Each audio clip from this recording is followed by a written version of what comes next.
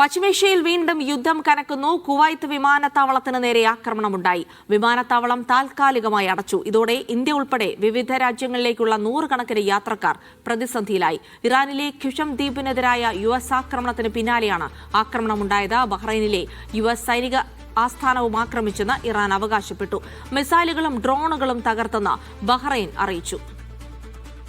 MC Nasar വിവരങ്ങൾ നൽകും. നാസർ, വലിയ ആക്രമണം നടന്നു എന്നുള്ള സൂചനകൾ, നിരവധി പേർക്ക് പരിക്കേറ്റതായുള്ള സൂചന, വിമാനത്താവളം അടയ്ക്കുന്ന ഒരു അടിയന്തര സാഹചര്യമുണ്ടോ നിലവിൽ?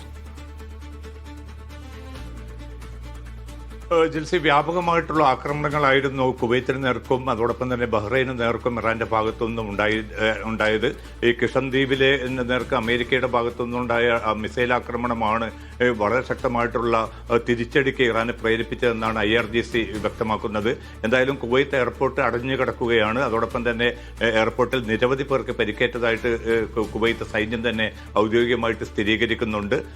പക്ഷേ വ്യാപകമായിട്ടുള്ള നാശനഷ്ടങ്ങൾ ഉണ്ടായതായിട്ടും സൈന്യം വ്യക്തമാക്കുന്നുണ്ട്. എയർപോർട്ടിന്റെ പ്രവർത്തനം എപ്പോൾ പൂർണ്ണ സ്വഭാവത്തിൽ പ്രവർത്തനം പുനരാരംഭിക്കുമെന്നത് സംബന്ധിച്ച കൃത്യമായിട്ടുള്ള ഒരു വിവരം കൂടി ഔദ്യോഗികമായി തന്നെ അല്പം വൈകാതെ ലഭ്യമാകുമെന്ന പ്രതീക്ഷയാണുള്ളത്.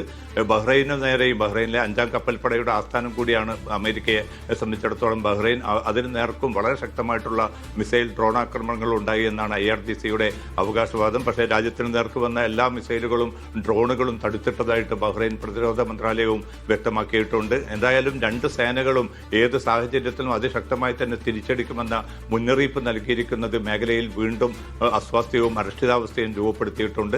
ചർച്ചകൾ നടക്കുന്നതായിട്ട് അമേരിക്കൻ പ്രസിഡന്റ് ട്രംപ് സ്ഥിരീകരിച്ചിട്ടുണ്ട്. പക്ഷേ ഇറാന്റെ ഭാഗത്തു നിന്ന് അതുമായി ബന്ധപ്പെട്ട ചർച്ചകളുടെ സ്വഭാവമോ അതിലെ പങ്കാളിത്തമോ സംബന്ധിച്ച് ഔദ്യോഗികമായിട്ടുള്ള സ്ഥിരീകരണവും ഇനിയും വന്നിട്ടില്ല. ലെബനാനിൽ യുദ്ധം അവസാനിപ്പിക്കാതെ ചർച്ചയുമായിട്ട് മുന്നോട്ട് പോകേണ്ടതില്ല എന്നൊരു തീരുമാനമായിരുന്നു Iran parliament speaker Mohammad Baqir Ghalibaf കൈക്കൊണ്ടത്. അതിനുശേഷം ചർച്ച വളരെ മന്ദ സ്വഭാവത്തിലാണ് നടക്കുന്നതെന്ന റിപ്പോർട്ടുകൾ ഉണ്ടായിരുന്നു. എന്തായാലും ഈ ചർച്ച വഴിമുട്ടിയ ഒരു ഘട്ടത്തിൽ തന്നെയാണ് ഗൾഫ് രാജ്യങ്ങൾക്ക് നേരെയുള്ള ഈ ആക്രമണം കൂടി കടുപ്പിക്കാനുള്ള ഒരു നീക്കം ഇറാൻ കൈക്കൊണ്ടിരിക്കുന്നത്.